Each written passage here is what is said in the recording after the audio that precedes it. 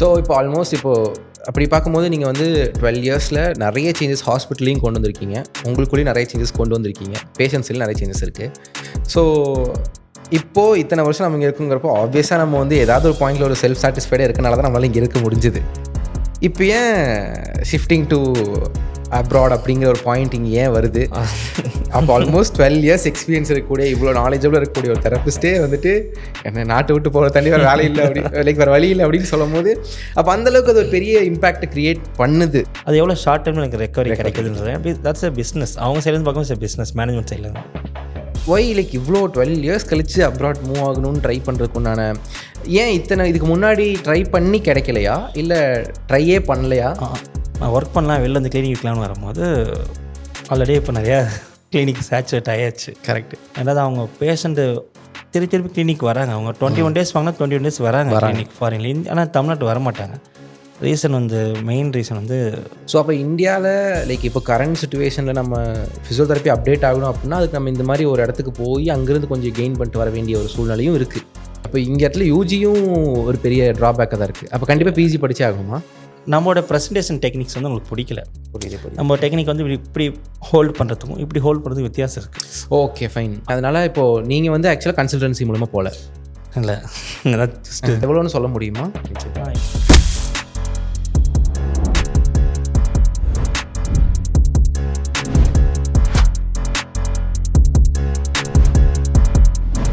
So இப்போ almost அப்படி பார்க்கும்போது நீங்கள் வந்து 12 இயர்ஸில் நிறைய சேஞ்சஸ் ஹாஸ்பிட்டலையும் கொண்டு வந்திருக்கீங்க, உங்களுக்குள்ளேயும் நிறைய சேஞ்சஸ் கொண்டு வந்திருக்கீங்க, பேஷண்ட்ஸ்லையும் நிறைய சேஞ்சஸ் இருக்குது. ஸோ இப்போது இத்தனை வருஷம் நம்ம இங்கே இருக்குங்கிறப்போ ஆப்வியஸாக நம்ம வந்து ஏதாவது ஒரு பாயிண்டில் ஒரு செல்ஃப் சாட்டிஸ்ஃபைடாக இருக்கனால தான் நம்மளால் இங்கே இருக்க முடிஞ்சுது. இப்போ ஏன் ஷிஃப்டிங் டு அப்ராட் அப்படிங்கிற ஒரு பாயிண்ட் இங்கே ஏன் வருது அப்படிங்கிறது ஸ்டார்டிங் நீங்கள் கேட்ட கேள்வி தான் கேன்சர் ரெனிமரேஷன் தான். ஓகே. ஸோ அப்போ ஆல்மோஸ்ட் 12 இயர்ஸ் எக்ஸ்பீரியன்ஸ் இருக்கக்கூடிய, இவ்வளோ நாலேஜபிள் இருக்கக்கூடிய ஒரு தெரப்பிஸ்ட்டே வந்துட்டு என்ன நாட்டை விட்டு போகிற தண்ணி வேறு வேலை இல்லை வேறு வழி இல்லை அப்படின்னு சொல்லும் போது அப்போ அந்தளவுக்கு அது ஒரு பெரிய இம்பாக்ட் க்ரியேட் பண்ணுது ரெனுமரேஷனுங்கிற ஒரு விஷயம். கண்டிப்பாக பண்ணும். அதாவது எல்லாமே படிக்கிறது எதுக்குங்க, நம்ம சர்வீஸ் பண்ணலாம்னு சொல்லலாம். கரெக்ட். நீங்கள் 12th ஸ்டேட் ஃபஸ்ட் எடுத்தவங்க கேட்டீங்க என்ன பண்ண நான் எம்பிபிஎஸ் முடிச்சுட்டு சர்வீஸ் பண்ணலாம். அவங்க எங்கே இருக்காங்கன்னு நமக்கு தெரியாது. நீங்கள் உங்களை கண்டுபிடிச்சிருக்கவே மாட்டீங்க. இன்றைக்காக ஒரு போர்டு பார்த்துருக்கீங்களா? எல்லாருக்கும் மணி தேவை இருக்குது. ஏன்னா அந்த நம்ம பண்ணுற ஒர்க் நம்மளோட முடிய போகிறதில்ல. ஓகே. நம்ம ஏர்ன் பண்ணுறது நம்மளோட முடிய போகிறதில்ல. நெக்ஸ்ட் ஜென்ரேஷன் கேரி ஆன் பண்ணணும். ஓகே. ஸோ இதுக்கு ஃபேமிலி நீட்னு இருக்குல்ல. ஸோ 12 வருஷம் எக்ஸ்பீரியன்ஸ் நான் பேஷண்ட்டை சாட்டிஸ்ஃபை பண்ணேன், மேனேஜ்மெண்ட்டை சாட்டிஸ்ஃபை பண்ணாங்க கேட்டால் அதுக்கு கண்டிப்பாக அக்செப்ட் பண்ண மாட்டாங்க. கரெக்ட். மேனேஜ்மெண்ட் சாட்டிஸ்ஃபை பண்ணால் நமக்கு ஏன் சம்பளம் கம்மியாக இருக்குது? கரெக்டு தான். ஸோ அவங்களோடது அவங்க மேனேஜ்மெண்ட் சைடில் என்ன யோசிப்பாங்கன்னா, நான் இவ்வளோ இன்வெஸ்ட் பண்ணியிருக்கேன் ஒரு ஃபீல்டில், அது எவ்வளோ ஷார்ட் டைமில் எனக்கு ரெக்கவரி கிடைக்குதுன்றது தட்ஸ் எ பிஸ்னஸ். அவங்க சைட்லேருந்து பார்க்கும்போது பிஸ்னஸ் மேனேஜ்மெண்ட் சைடில் நம்ம அதுக்குள்ளே பிஸ்னஸை சர்வீஸாக நம்ம நினச்சிக்கிட்டு அது ரெண்டுமே பண்ணாமல் நம்ம உள்ள ஒரு செல்ஃப் மோட்டிவேட்டடாக நம்ம நினச்சிப்போம். நம்மளே தனியாக பிஸ்னஸ் பண்ணுறதா நினச்சிக்கிட்டு உள்ள எல்லா பிரச்சனையும் வெளில கொண்டு போகணும்னு நினச்சிக்கிட்டு இருக்கோம். நான் வீட்டுக்கு போய் பார்க்கணும் அப்படின்னு அது செட் ஆகாது. வென் யூ ப்ரொஃபஷன் க்ரோஸ் உங்களுடைய ரெனிமரேஷன் வளரும். உங்கள் ரெனிமரேஷன் வளர்ந்தால் தான் நீங்கள் சாட்டிஸ்ஃபைடாக இந்தியாவிலே இருக்க முடியும். கரெக்டு. அது ரொம்ப முக்கியம். ஏன் இப்போ அப்ராட் அப்படிங்கிறப்போ உங்களுக்கு வந்து ரெனுமரேஷன் ஒரு முக்கியமான பாயிண்ட்டாக இருந்துச்சு. அதை தாண்டி வேறு ஏதாவது இருக்குங்களா அப்ராட் போகிறதுக்கான? கண்டிப்பாக நிறையா இருக்குது. என்ன ரீசன்னா 2 முக்கியமான ரீசன் ஃப்ரீடம். ஃபஸ்ட்டு ஒர்க் ஃப்ரீடம்னு ஒன்று சொல்லுவாங்கள்ல. ஓகே. நம்ம இங்கே தான் நம்ம சிஸ்டம் வச்சுருக்கோம். இந்த சிஸ்டத்துக்கு கீழே வரும்போது டாக்டர்ஸ்க்கு அடுத்தது தான் பேஷண்ட் நம்மளை மீட் பண்ணுவாங்க. பட் இது கொஞ்சம் ஃபாரின் கண்ட்ரிஸ் போகும்போது அந்த ஃப்ரீடம் கொஞ்சம் நல்லா இருக்குது. அதுக்கு நீங்கள் ரொம்ப டாமினேட் பண்ணுறாங்க கிடையாது. It's depends on the doctors தான். ஓகே. சில டாக்டர்லாம் ரொம்ப ஃப்ரெண்ட்லியாக நம்மளுடைய பிரதர் மாதிரி கூட ட்ரீட் பண்ணுவாங்க ஃபீல்டில். பட் ஓவரால் அவங்க ஈகோவை விட்டுட்டு அவங்க ரொம்ப நல்ல பேஷண்ட் ரெக்கவரி மட்டும் ஃபோக்கஸ் பண்ணுவாங்க. அந்த டைமில் நம்மளை ஃப்ரீடமாக விட்டுருவாங்க. நானும் ஒரு மேனேஜ்மெண்ட்டில் 12 வருஷம் இருந்துக்குன்னா மெயின் ரீசன் அதுதான். எனக்கு என்னுடைய பர்சனல் என்னோட லாயல்ட்டி. நான் எனக்கு ஒரு ரெக்கமெண்டேஷன் தான் இந்த ஜாப் கிடச்சின்னு வச்சுக்கோ. அந்த ஜாபை நான் கொஞ்சம் ஒரு கெட்ட நேமோட கூட நல்ல நேம் வந்ததுக்கப்புறம் தான் வெளில வரணுக்காக ஒரு 12 வருஷம் போராடி தான் நல்ல நேமோட வெளில வரேன்னு நினச்சிருக்கேன். ஆனால் அது மீறி போகும்போது என்னுடைய ஹெச்ஓடி அவர் கொடுத்த ஃப்ரீடம், அதுக்கப்புறம் என்னுடைய ஐசியூ டீம், அந்த டீம் நல்லாவே ஃப்ரீடமாக வச்சுருந்தாங்க. ரீசன் நான் கொஞ்சம் அடிக்கடி பேசுவேன், இந்த டெக்னிக் பண்ணலாம் இந்த டெக்னிக் பண்ணலாம் அப்படின்னு. ஏன்னா என்னுடைய ஒர்க்கை ஒரு பேஷண்ட் மூலிமா அவங்க ரெக்கக்னைஸ் பண்ணாங்க. ஓகே ஃபைன், நம்ம ஃபிசிசிஸ்ட்டை நம்பலாம் அப்படின்ற ஒரு ரெகனைசேஷன் கிடச்சிது. ஸோ அந்த அப்சர்வேஷன் நம்ம கொண்டு வரணும்னா ஒரு முக்கியமான கேஸ் ஏதாவது கண்டிப்பாக இருக்கும். அந்த கேஸில் கிடச்சாங்கன்னா அந்த இதில் நம்ம ரெகனைஸ் பண்ணுறது நடந்துக்கணும் நம்ம. ஓகே. அப்போ இந்த இடத்துல வந்து ஒன்று ரெனுமரேஷன் யோசிக்கும் போது நம்ம சீக்கிரமாகவே மூவ் ஆயிருக்கலாம். அப்போ நீங்கள் சொன்ன மாதிரி ஒரு நல்ல பேரோட வெளியே வரவங்களுக்காக இட் டேக்ஸ் டைம். இந்த இத்தனை வருஷம் ஆயிருக்குன்னு ஒய் லைக் இவ்வளோ 12 இயர்ஸ் கழித்து அப்ராட் மூவ் ஆகணும்னு ட்ரை பண்ணுறதுக்குண்டான ஏன் இதுக்கு முன்னாடி ட்ரை பண்ணி கிடைக்கலையா, இல்லை ட்ரையே பண்ணலையா? இல்லை, ஸ்டார்டிங் வந்து ஐடியாவே கிடையாது. ஒரு 8 இயர்ஸ் வரைக்கும் அப்ராட் போன்ற ஐடியா சுத்தமாக கிடையாது. ஏன்னா இப்போ என் ப்ரொஃபஷனலே ஹோப் இல்லை 8 இயர்ஸ்க்கு. ஒரு ஹோப் வந்ததே அந்த கோவிடுக்கு அப்புறம் தான். அது காரணம் அந்த ரெகனைசேஷன் தான், வேறு ஒன்றும் இல்லை. அதுக்கப்புறம் ஃபாரின் போகணுமா அப்படின்னு யோசித்தப்போ நான் மட்டும் கொஞ்சம் அது வந்து இண்டிவிஜுவல் மாறும்ல. என்னுடைய பர்செப்ஷன் வந்து வேறு. நான் இங்கேயே கிளினிக் வைக்கணும், செட்டில் ஆகணும் தான் ரொம்ப ஆசைப்பட்டேன். ஆனால் கிளினிக் வைக்கிற அளவுக்கு ஃபஸ்ட் நம்ம வளர்ந்துட்டோமோன்னு ஒரு கொஸ்டின் வந்துச்சு எனக்குள்ளே. ஸோ அப்போ வந்து பார்த்தீங்கன்னா நான் ஒரு ஒர்க் பண்ணுற செட்டப் வந்து பார்த்திங்கன்னா ஃபுல் அண்ட் ஃபுல் வந்து பேஷண்ட் அசஸ்டு பை டாக்டர். கம்மி த டயக்னோசிஸை நம்ம போய் ட்ரீட் பண்ணும்போது ஹேவ் ஏ ஃபிக்ஸ்டு ப்ரோட்டோகால் இதில் போயிட்டுருக்கோம். நாங்கள் ஃபஸ்ட்டு டயக்னோசிஸ் பண்ண தெரியுமோன்னு ஒரு கொஸ்டின் வந்துச்சு எனக்கு. அந்த டைமில் வந்து எனக்கு திருப்பி நானே வந்து டைம்லாம் எடுத்து அசஸ்மெண்ட் அவங்க டாக்டர் அசஸ் பண்ணி அனுப்பியிருந்தாலும் திருப்பி நான் பர்சனலாக கொஞ்சம் டவுட்ஸ் இதெல்லாம் ஹிஸ்ட்ரி கலெக்ஷன் எல்லாம் பண்ணி ஓகே அவங்க இந்தந்த ஐடியாலஜி அவங்க பண்ணியிருப்பாங்கன்னு அவங்க நோட்டில் எல்லாமே இருக்கும். ஸோ அதை பார்த்தானே ஓகே இந்த நாலேஜ்லாம் கெயின் பண்ணிட்டு வந்துடுச்சு. நான் ஒர்க் பண்ணலாம் வெளில வந்து கிளினிக் வைக்கலாம்னு வரும்போது ஆல்ரெடி இப்போ நிறையா கிளினிக் சேச்சுரேட் ஆயாச்சு. கரெக்டு. ஸோ இப்போ நம்ம உள்ளே இறங்கணும் அப்படின்னா ஒரு பெரிய ஒரு இதில் இறங்கணும், ஒரு ஆம்பியன்ஸில் இறங்கணும். செட்டப் வந்து கொஞ்சம் பார்க்க இம்ப்ரெசிவாக இருக்கணும்ல. ஸோ அப்படி பார்க்கும்போது நாலேஜ் வைஸ் ஃபஸ்ட்டு ஓரளவுக்கு ஃபிக்ஸ் ஆக மாட்டால் 50% ஓகேவாக இருக்கணும்னு வச்சுக்கோங்க. அடுத்தது வந்து நம்ம பெருசாக ஒரு செட்டப் கொண்டு வரணும். அந்த செட்டப் வந்து வரணும்னா கொஞ்சம் நம்ம ஃபாரின் போயிட்டு அங்கே இருக்க அப்டேட்டட் கிளினிக்ஸ் எப்படி இருக்குது, அவங்க பேஷண்ட் ஹேண்ட்லிங் எப்படி இருக்குது, ரெண்டாவது அவங்க பேஷண்ட்டு திருப்பி கிளினிக் வராங்க. அவங்க 21 டேஸ் வாங்கினா 21 டேஸ் வராங்க கிளினிக் ஃபாரின்லேருந்து. ஆனால் தமிழ்நாட்டு வரமாட்டாங்க. ரீசன் வந்து மெயின் ரீசன் வந்து இன்சூரன்ஸ். அது ஃபாரினில் பார்த்தீங்கன்னா உங்களுக்கு ரீஹாபிலிட்டேஷனோட பில்லு வந்து இன்சூரன்ஸில் கிளைம் ஆகும். எம்ப்ளாயி இருப்பான், அவங்க கம்பெனியில் ஒரு இன்சூரன்ஸ் போட்டுப்பாங்க, அந்த இன்சூரன்ஸில் அது கவர் ஆகும் அந்த பில்லு. இங்கே நீங்கள் ரீஹாபிலிட்டேஷன் பில்லை இன்சூரன்ஸில் கவர் பண்ணோம் அப்படின்னா நம்ம நிறைய இடத்துல வந்து ஜிஎஸ்டி ரெஜிஸ்டர் பண்ணல, அந்த இன்சூரன்ஸ்குள்ளே போனால் அந்த பில் வந்து வேலிடாக இல்லைன்னு சொல்லுவோம். ஸோ நம்ம கிளினிக்ஸுமே நிறைய இடத்துல இன்னும் ஜிஎஸ்டி ரெஜிஸ்ட்ரேஷன் வைக்கணும், ஆடிட்டர் கேட் நிறையா அப்டேஷன் வைக்கணும். பில்லிங்கில் வந்து பேஷண்ட்டுக்கு அவங்களுக்கு திரும்பி அந்த ரீஃபண்ட் ஆகிற அளவுக்கு நம்ம பண்ணித்தரணும். அந்தமாதிரி பண்ணும்போது தான் பேஷண்ட் நம்மளை நம்பி வருவோம். ஏன்னா யாருக்கும் பணம் செலவாகக்கூடாது, பணம் ரொட்டேஷன் தான் ஆகணும். கரெக்ட். ஸோ அதை பார்க்கும்போது நம்ம கிளினிக் வைஸ் இதெல்லாம் கொஞ்சம் அப்கிரேட் பண்ணணும். ஸோ இதை தாண்டி இந்த அக்வா தெரப்பி இதெல்லாம் வந்து இந்தியாவில் இப்போ தான் வளர்ந்துக்கிட்டு இருக்குது. பட் அவங்க நிறைய ஜேர்னல்ஸ்லாம் பண்ணிட்டாங்க, எல்லாம் பண்ணாங்கன்னும் போது ஒரு ஆசை போய் பணம் சம்பாதிக்கணும்னு நினைக்கிறோம். கூடவே சேர்ந்து நாலேஜும் கெயின் பண்ணிட்டு பின்னாடி கொஞ்சம் ஹெல்ப்ஃபுல்லாக இருக்குமே அப்படின்னு ஒரு ஆசைக்கு தான் போகிறேன். ஸோ அப்போ இந்தியாவில் லைக் இப்போ கரண்ட் சுச்சுவேஷனில் நம்ம ஃபிசியோதெரப்பி அப்டேட் ஆகணும் அப்படின்னா அதுக்கு நம்ம இந்த மாதிரி ஒரு இடத்துக்கு போய் அங்கேருந்து கொஞ்சம் கெயின் பண்ணிட்டு வர வேண்டிய ஒரு சூழ்நிலையும் இருக்குது. கண்டிப்பாக இருக்குது. அது நம்ம தான் சொன்னேன், நாலேஜ் எங்கே வேணாலும் இருக்கும். கரெக்ட். அவங்க ஐடியாலஜிக்கு தகுந்த மாதிரி நீங்கள் தான் ஃபிக்ஸ் பண்ணணும்.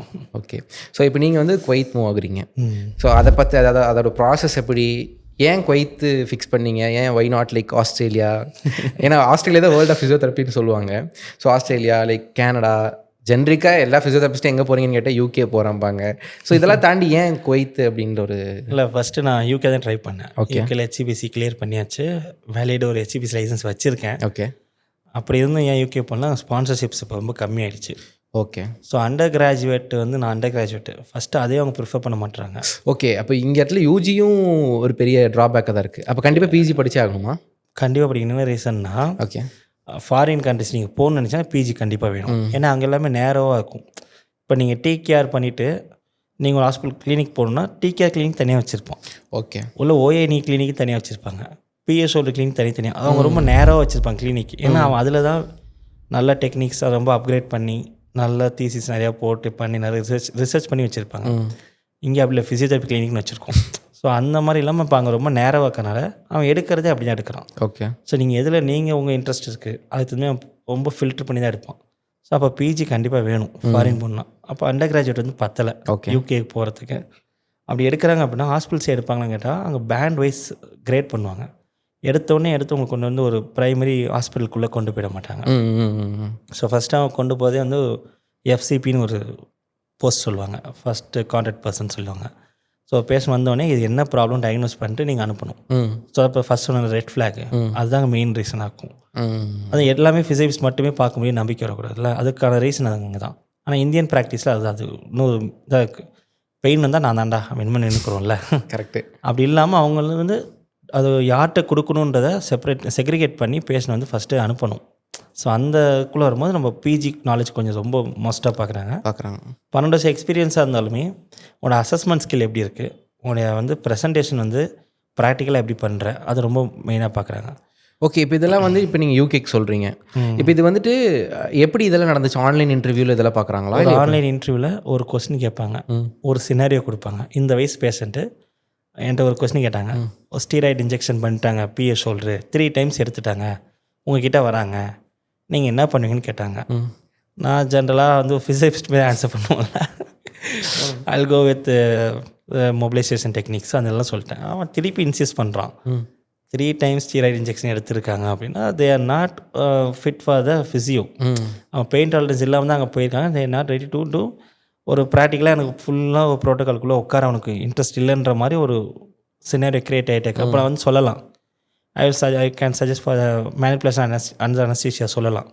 நான் தான் ஃபிசிக்ஸ் டச் எப்படி விட்டு கொடுப்பேன், I will treat this, I will do taping, அது நோ சொல்லிட்டு இருக்கேன். வாட் எல்ஸ் என்னடே இருக்கும். ஸோ ஓகே ஃபைன், லாஸ்ட்டாவது ஃபிக்ஸ் பண்ணிட்டான். அடுத்த கொஸ்டின் போலான்னு போயிட்டான். எனக்கு அப்போ புரியல, நான் நினச்சேன் நம்ம 100% ஆன்சர் கரெக்டாக பண்ணியிருக்கோன்னு. பட் அக்கா சினாரியோ நம்ம செக்ரிகேட் பண்ண தெரிலன்றதே அவனோட ஃபஸ்ட்டு இதில் முடிஞ்சிடுச்சு. அதாவது ஃபங்க்ஷனல் டிசபிலிட்டிக்கும் நம்ம வந்து ஒரு பெயினை வந்து நார்மலாக நம்ம கிரேடிங்ஸ் இருக்குல்ல, அந்த கிரேடிங்ஸை நம்ம கரெக்டாக பண்ணுறோமோன்றது ரொம்ப பார்ப்பாங்க யூகேல. ஓகே. ஸோ ஃபாரினை பற்றி டாக்குமெண்டேஷன் ரொம்ப முக்கியம். ஏன்னா அவனோட டாக்குமெண்ட் அப்படியே இன்சூரன்ஸ்க்கு போயிடும். நீங்கள் ஹிஸ்ட்ரி ரெஜிஸ்டர் பண்ணியிருப்பீங்க, வந்தப்போ இந்த கிரேட்லேருந்து தான் இப்போ ரெக்கவரி ஆயிக்கானாலே நம்ம கிரேடு கொடுக்கணும்.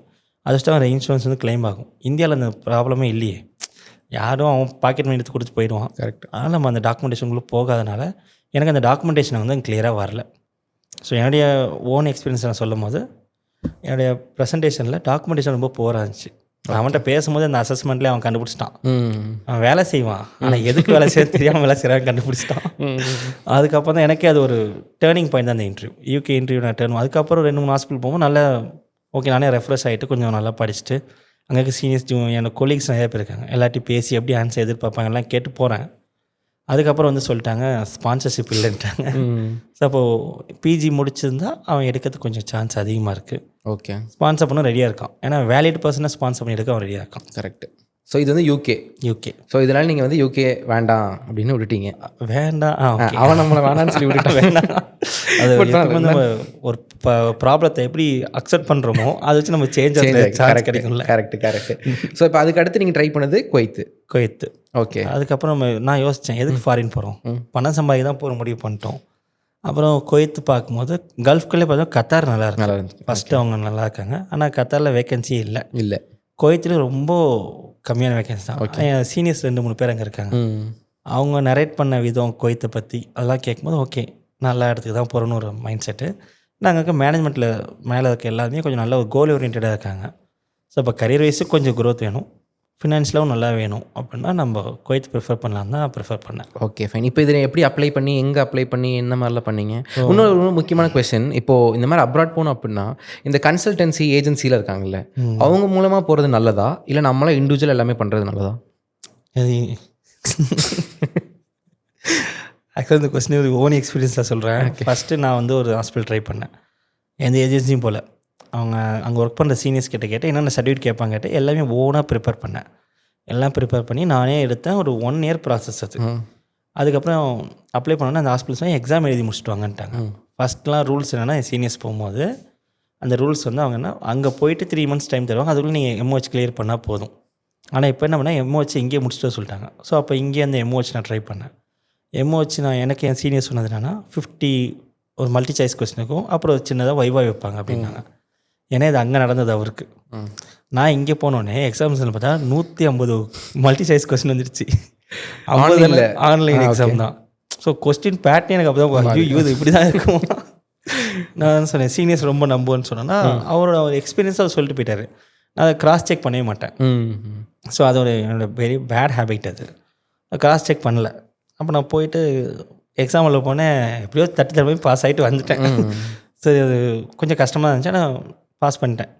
அப்போது அந்த எக்ஸாம் முடிச்சு போனால் அவன் திருப்பி லைசன்ஸ் கேட்குறான். ஆனால் அதான் கொடுத்துட்டோமே, லைசன்ஸ் திருப்பி கேட்குறான்னு சொல்லி திருப்பி ஐஏபி சர்டிஃபிகேட்டில் எடுத்து கொடுத்தேன். வேலிட் லைசன்ஸ் கேட்குறான். அப்போ வேலிட் லைசன்ஸ், ஐஏபி வேலிட் இல்லையா அப்படிங்கிறது அப்போ தான் தெரியுது. ஓகே. ஸோ அப்போ தான் ஒரு அப்டேட் சொல்கிறாங்க, நம்ம வந்து அலைடல் சயின்ஸில் பிரிச்சுட்டோம் நம்மள. அப்போது ரெஜிஸ்ட்ரேஷன் வந்து அலைடல் சயின்ஸ் கீழே வரணும். ஐஏபி வந்து ஃபிசியோபிஸ்ட், பட் ஃபிசியோபிஸ்ட் எங்கே இருக்கீங்க? அலைடல் சயின்ஸ் கீழே இருக்கீங்க. அப்போ அலைடல் சயின்ஸ்னு ஒரு லைசன்ஸ் வாங்கிட்டு வந்துட்டான். ஓகே. ஸோ அதுக்கு இன்னும் கவர்மெண்ட்லேருந்து இப்போ தான் ஓப்பன் பண்ணியிருக்காங்க, இன்னும் அது இன்னும் சர்டிஃபிகேட் கொடுக்கல அவங்க. அப்போ நான் ப்ரைவேட்டாக ஒருத்தனை பிடிக்கிறேன். அவன் வந்து ஒரு வச்சு நடத்துகிறான். அவன் அதை பார்த்தா டாக்டர்ஸ்க்கே ஹெச்ஓடிக்கெலாம் போய் காட்டினா இப்படி ஒன்று இருக்கான்னு கேட்குறாங்க. ஆனால் அதை கொடுத்ததுக்கப்புறம் என்னை வந்து கல்ஃபில் என்னை கன்சிடர் பண்ணுறாங்க. ஓகே, அவன் லைசன்ஸ் வச்சுருக்கான் அப்படின்னு. அப்போ ஐஏபி இதெல்லாம் கிடையாது. ஐஏபி நீ ஃபிசியோபிஸ்ட், அதுக்கப்புறம் நீ ஃபிசியோபி ஆகிட்ட அலைடல் சயின்ஸில் இருக்குன்றதை இதெல்லாம் சொல்லணும். ஸோ இப்போ இதெல்லாமே ஓனில் போகும்போது இந்த 1 இயர் இருந்துட்டு 2 இயர்ஸ் ஆகிடுச்சு. ஓகே. ஸோ இந்த குவைத் ப்ராசஸ் ஸ்டார்ட் பண்ணி 2 இயர்ஸ் ஆகிடுச்சு. அவங்க கேட்ட எல்லா சைடும் 1 by 1 நான் ரெடி பண்ணிட்டே வரேன். பட் இதே ஒரு கன்சல்டன்சி போகிறீங்க, ஒரு ஏஜென்சி போகிறீங்க அப்படின்னா அவன் அப்டேட்டடாக இருக்கான். ஏன்னா அவன் வந்து கேரளாவிலேருந்து அனுப்புகிறான், ஆந்திராவிலேருந்து அனுப்புகிறான், ஆள் அனுப்பிட்டே இருக்கிறனால லேட்டஸ்ட் அப்டேட் வந்துகிட்டே இருக்குது. ஸோ அதனால் அவங்களுக்கு ஈஸியாக தெரியுது என்ன பண்ணணும், எவ்வளோ எப்படி மூவ் பண்ணணும் அப்படிங்கிறது. உங்களுக்கு ரொம்ப டைம்லாம் இல்லை, ரொம்ப சீக்கிரம் போகணும்னு நினச்சிங்கன்னா நீங்கள் போகணும். ஆனால் ஒன்று, ஃபஸ்ட்டு மாதிரிலாம் இப்போ கிடையாது, ரொம்ப ஃபில்ட்ரு பண்ணுறாங்க. அதனால் எம்ஓச்சி இங்கே பண்ணுறதுனால கொஞ்சம் நம்ம ப்ரிப்பரேஷனும் ஃபஸ்ட்டு ஃபிக்ஸ் பண்ணுங்க. 3 இயர்ஸ் நீங்கள் வந்து எக்ஸ்பீரியன்ஸ் மேண்டேட்ரி. எல்லாம் சொல்லுவாங்க 1 இயர் போதும், 1.5 இயர்ஸ் போதும். சத்தியமாக எடுக்க மாட்டாங்க. 3 இயர்ஸ் மேண்டேட்ரி. பேசிக்காக எங்கே போகணும், பேசிக் நீங்கள் எங்கே போனாலும் 3 years mandatory. Okay.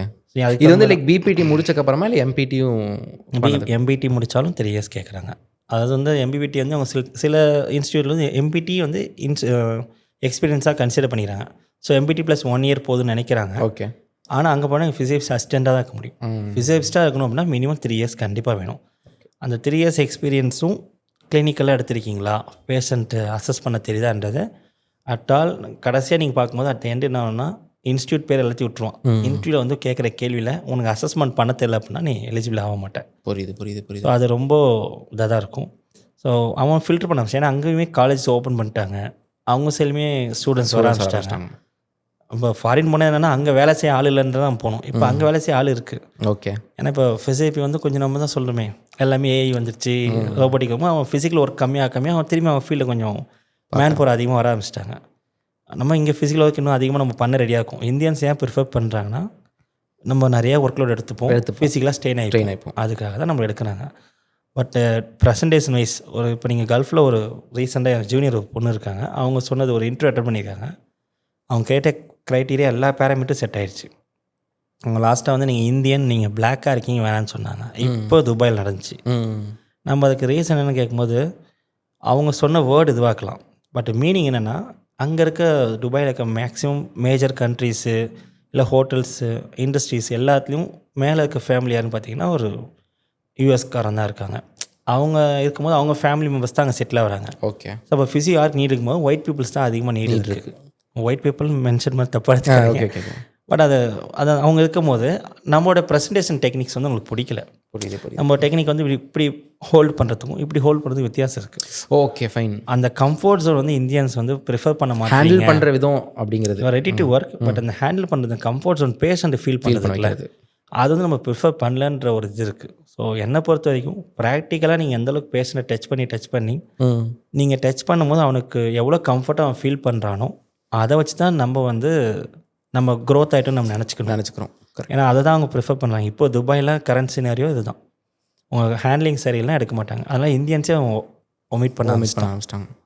Okay, fine. இப்போது நீங்கள் அதனால் இப்போது நீங்கள் வந்து ஆக்சுவலாக கன்சல்டன்சி மூலமாக போகல இல்லை, ஜஸ்ட் 2 வருஷம் ப்ராசஸ் ட்ரை பண்ணி ஒரு ப்ரைவேட் ஹாஸ்பிட்டல் போனேன்னு சொன்னால அங்கே போயிட்டு கடைசியாக எல்லாம் முடிஞ்சுது. எனக்கு லைசன்ஸ் வரணும், அதாவது அங்கேருந்து ரிஜிஸ்ட்ரேஷன் வரணும்.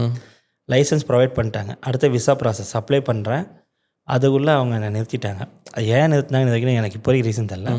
நிறுத்திட்டாங்க. அப்போ கேட்டாங்க அங்கே ஏதோ இன்சூரன்ஸ் ப்ராப்ளம், ப்ரைவேட்டுக்கும் கவர்மெண்ட்டுக்கும் இன்சூரன்ஸ் ஏதோ அந்த நார்ம்ஸ் எதுவும் செட் ஆகலை, இல்லை இன்சூரன்ஸ் கம்பெனி வரனால அவங்க ஹாஸ்பிட்டலில் பேஷண்ட் ஃப்ளோ கம்மியாகிடுச்சு சொல்லி நிறுத்திட்டாங்க. ஆனால் அதுக்கப்புறம் தான் பார்த்தா நான் வேறு வழி இல்லாமல் திரும்பி கன்சல்டன்சி மூலியமாக தான் போகிறேன் இப்போது. ஸோ கடைசியாக ஃபைனலாக கன்சல்டன்சி போனோடனே நான் 2 வருஷம் ப்ராசஸை அவன் ஒரு 3 மாதத்தில் முடிச்சு கொடுத்துட்டான்.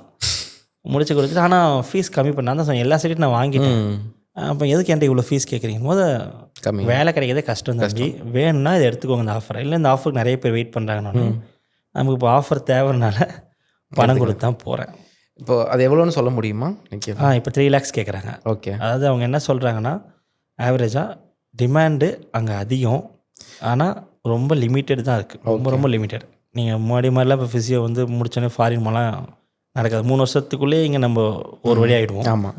அப்புறம் அங்கே வந்து நம்ம போய் வேலை எடுக்கணும் கேட்கணும்னா அவன் வந்து அப்படின்னா அவன் கன்சல்டன்சி பண்ணிட்டான். நீ வெரிஃபை பண்ணி வந்து நிறைய ஃபேக் இது பண்ணிட்டாங்க. ஒரு மால் ப்ராக்டிஸ் சொல்லுவாங்களே, இந்த கோவிட் டைமில் நிறையா ஃபிசிசிஸ்ட்டு கல்ஃப் கண்ட்ரீஸில் வந்து ஃபேக் சர்டிஃபிகேட் கொடுத்து டாக்குமெண்டேஷன் கொடுத்துட்டு போயிட்டாங்க. அவன் படித்த ஃபிசியாக இருக்கலாம், பட் எக்ஸ்பீரியன்ஸ் சர்டிஃபிகேட் வந்து 2 years எக்ஸ்ட்ரா போடுறது இந்த மாதிரிலாம் பண்ணி நிறையா ஃபேக் கொடுத்து போனாலும் அவன் இங்கே நிறைய செக் வச்சுட்டான். ஸோ எதுவுமே நம்ம தான் நம்மளுக்கு எடுத்துக்கணும். அது வேறு யாரும் இல்லை. இப்போ நம்ம 2-3 lakhs கொடுத்து நம்ம போகிறோம் கன்சல்டன்சியில். அங்கே பேலாம் லைக் அதுக்கு ஈக்குவலாக இருக்குமா? இல்லை, ஸ்டார்டிங் நல்லா இருந்துச்சு. ஸ்டார்டிங் வந்து ப்ரைவேட்லேயே உங்களுக்கு 1.5 ஸ்டார்டிங்காக இருந்துச்சு. ஸ்டார்டிங் நான் சொல்ல என்னுடைய காலேஜ் சைடில் நான் சொல்கிறேன்.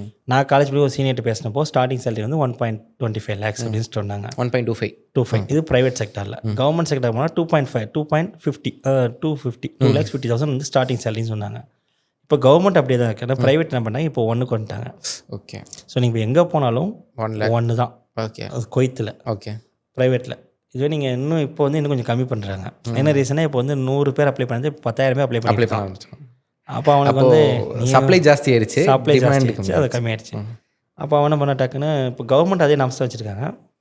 ஒர்க் லோட் அதிகம் பண்ணுறோம். முன்னாடி 6 hours இந்த டியூட்டி இப்போ 8 hours ஆக்கிட்டாங்க. ஓகே. ஸோ அந்த மாதிரி கொஞ்சம் சேலரி அதிகமாக இருக்கிறது ஒர்க் லோட் அதிகமாக பண்ணிட்டே போயிடுறாங்க. ஸோ இப்போ நீங்கள் எப்போ மூவ் ஆகுறீங்க? நான் ஒரு 5 to 10 days போயிடுவேன். பரவாயில்ல. இந்த ஒரு பிஸி ஷெடியூலில் நமக்கான டைம் ஒதுக்கிறதுக்கு தேங்க்யூ ஸோ மச். ஸோ இப்போது இது வரைக்கும் இவ்வளோ நேரம் நம்ம பேசினதெல்லாம் வந்துட்டு ஒரு மரம் வளர்ந்து அந்த மரத்துலேருந்து கிடைக்கக்கூடிய பூவாக இருக்கட்டும், பழமாக இருக்கட்டும், அது எப்படி இருக்குது, அது என்ன எப்படி இருக்குது அப்படிங்கிறத பேஸ் பண்ணி பார்த்துட்டோம். இப்போ அந்த மரம் வளர்கிறதுக்கு என்னெல்லாம் தேவை, எப்படி வளருது அப்படிங்கிறத பற்றி பேச போகிறோம். இப்போ தான் ஒரு முக்கியமான டாப்பிக்கில் வரும். So first 10th 12th mark ஷீட்டில் ஆரம்பிக்கணும். அதுலேருந்து உங்கள் காலேஜோட எல்லா மார்க் ஷீட்ஸு, டிரான்ஸ்கிரிப்டு எல்லாமே நீங்கள் ப்ராப்பராக நேமு, டேட் ஆஃப் பர்த் எதுவுமே சேஞ்ச் இல்லாமல் கரெக்டாக எடுத்து வச்சுக்கோங்க. அதுக்கப்புறம் உங்கள் பாஸ்போர்ட்டு வேலிடாக இருக்கணும். ஏன்னா நிறைய இடத்துல நடந்துருக்கு. எல்லாம் சின்ன விஷயமா இருந்தாலும் மிஸ் பண்ணுறாங்க அதை. ஓகே. ஸோ வேலிடி பாஸ்போர்ட்டு, அதுலேயுமே அட்ரஸ்ஸு, நேம் எல்லாமே செக் பண்ணிக்கோங்க. அதுக்கப்புறம் வந்து எக்ஸாம். கண்டிப்பாக நீங்கள் போகிற கண்ட்ரிக்கு இங்கே எக்ஸாம் முடிச்சு போகிறது தான் இப்போதைக்கு அவங்க ப்ரிஃபர் பண்ணுறாங்க. ஓகே. நீங்கள் அங்கே போய் சான்ஸ்லாம் கொடுக்கறதில்ல.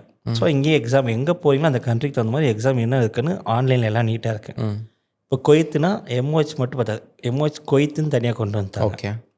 கத்தாருக்கு அது மாதிரி தனியாக எக்ஸாம் வந்துச்சு. ஸோ அதுமாதிரி அப்டேட்டடாக எக்ஸாம்ஸ் என்னென்னு பார்த்து அந்த எக்ஸாம் கிராக் பண்ணுறதுக்கு என்ன பண்ணணுமோ அதெல்லாம் ப்ரிப்பேர் பண்ணிக்கோங்க.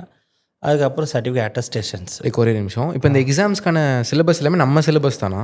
அதுதான் கொஸ்டினாக இருக்குது. ஓகே. ஏதாவது கேஸ் ரெப்ரசன்ட் பண்ணி தான் வரும். கேஸ் சம்மந்தப்பட்டது தான். உங்களுக்கு எல்லாம் சினாரியோ தான். பேசிக் அனாட்டமி பார்த்தீங்கன்னா 150 கொஸ்டினில் 20 கொஸ்டின் தான் இருக்குது. ஓகே. அதுமாதிரி டெக்னிக்ஸ் நேமும் வந்து எல்லாமே அவன் கொடுக்குற கண்டிஷன் 4 ஆப்ஷனுமே கரெக்டாக இருக்க மாதிரி தான் இருக்கும். ஓகே. பட் ஸ்டேஜஸ் ஆஃப் இதை பொறுத்து நம்ம டெக்னிக்ஸ் மாறும். இது ஏன் கேட்குறேன்னா, இப்போ ஒருத்தன் வந்து யூனிவர்சிட்டி ரேங்க் எடுத்திருக்க அவன் காலேஜில் அப்படிங்கிறப்போ அவனால் இந்த எக்ஸாம் கிளியர் பண்ண முடியுமா? கொஞ்சம் கஷ்டம் எனக்கு தெரிஞ்சு. என்ன ரீசன்னா அவங்க பேஷண்ட் சைடில் அந்த இது இருக்கணும், எக்ஸ்போஷர் இருக்கணும். ப்ரிஃபர் பண்ண டெக்னிக்ஸ் தான் ரொம்ப முக்கியம் அந்த எக்ஸாம்ஸில். நீங்கள் என்ன ப்ரிஃபர் பண்ணீங்கன்னா ஏர்லி ஸ்டேஜ் ஆஃப் ஓஏன்னு ஒரு கொஸ்டின் வரும். 3 கொஸ்டின் தள்ளி போனால் அடுத்து ஓல்டு நோன் கேஸ் ஆஃப் ஓஏன்னு வரும். ஸோ இந்த 2 கொஸ்டினுக்கும் மேஜர் டிஃப்ரென்ஸ் தெரிஞ்சு அப்போ நம்ம என்ன எக்ஸசைஸ் கொடுக்குறோன்றதை ப்ரிஃபர் பண்ணி லாஜிக்கலாக நம்ம யோசிச்சு ஒர்க் பண்ணுற மாதிரி இருக்கும். ஸோ ப்ரெசன்ஸ் ஆஃப் மைண்ட் இது பண்ணுறது அந்த கொஸ்டின்.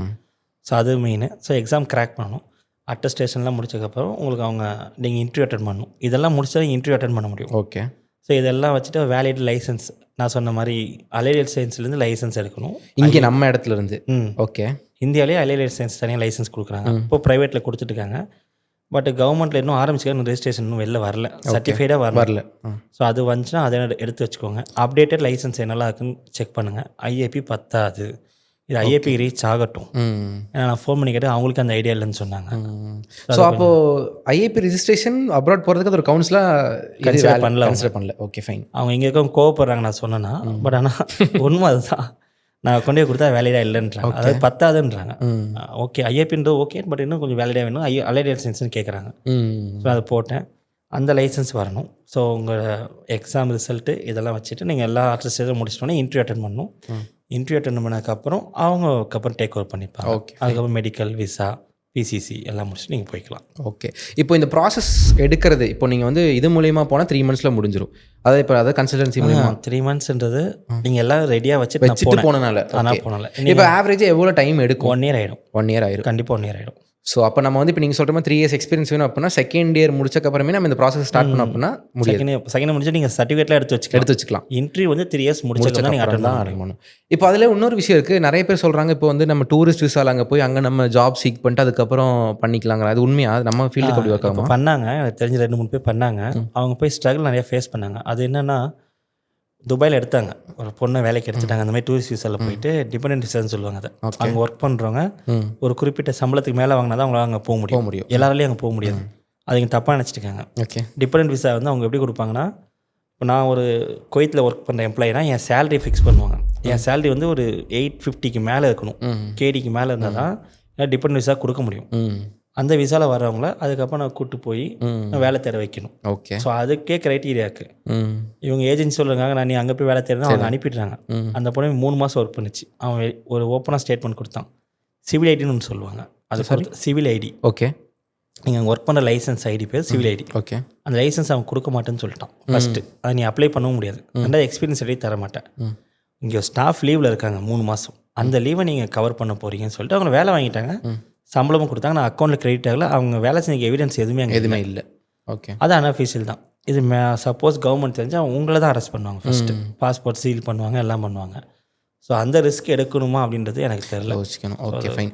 அப்போது ப்ராப்பராக நம்ம 3 years ஆஃப் எக்ஸ்பீரியன்ஸ் ப்ளஸ் எல்லா டாக்குமெண்ட்ஸும் கரெக்டாக வச்சுக்கிட்டு அதுக்கப்புறம் நம்ம அப்ளை பண்ணி தனியாக பண்ணணும்னா லேட் ஆகும், என்ன ஏதுன்னு தெரியாது. அப்போ ஒரு கன்சல்டன்சியை டிபெண்ட் பண்ணி ஆகணும். அதுக்கு ஒரு அமௌண்ட் நம்ம கண்டிப்பாக பே பண்ணி தான் ஆகணும். அப்புறம் நீங்கள் கன்சல்டன்சி திருப்பி சொல்லணும்னா ஒரு முக்கியமான விஷயம், எந்த கன்சல்டன்சி உங்கள் கையில் ஆஃபர் லெட்டருக்கும் அந்த டேட் விசா வந்ததுக்கப்புறம் பணம் கேட்குறாங்களோ ஓகே அவங்க தான் நல்ல கன்சல்டன்சி.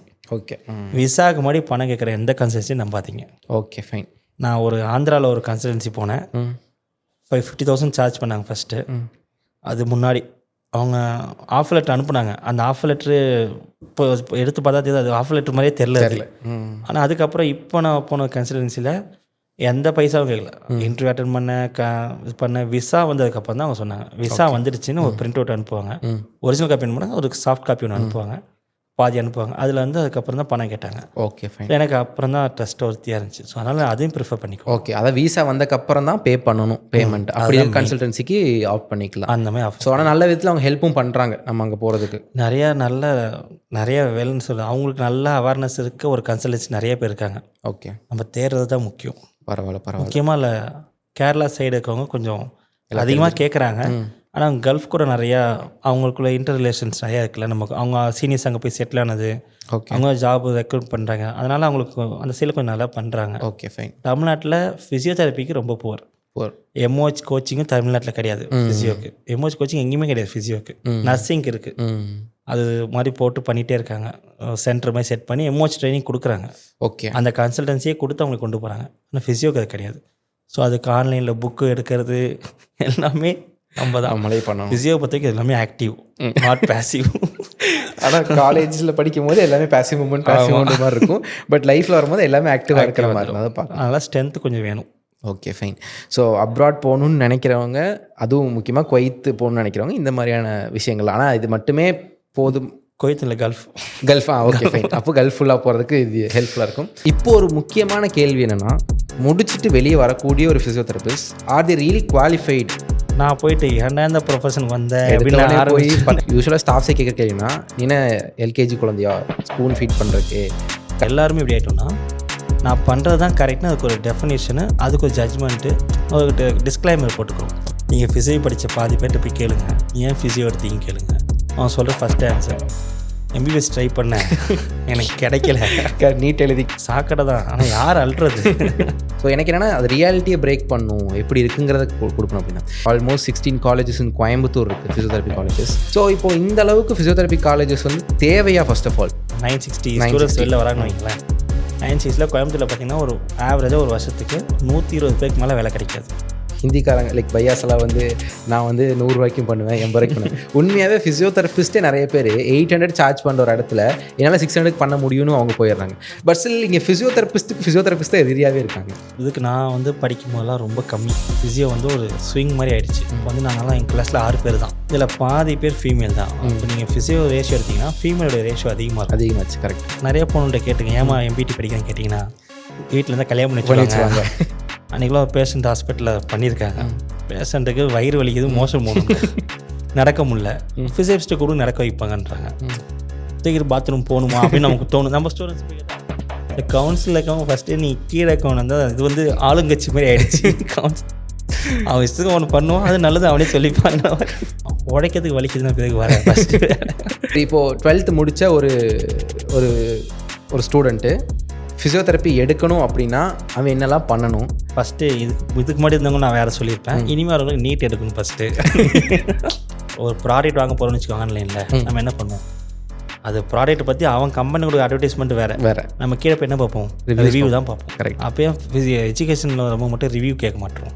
கடைசியாக நம்ம ப்ரொஃபஷன் நல்லா வளர்ந்த ப்ரொஃபஷன் தான். இவ்வளோ திருப்பி வளரணும்னு நம்மளும் பேசுகிற மாதிரி.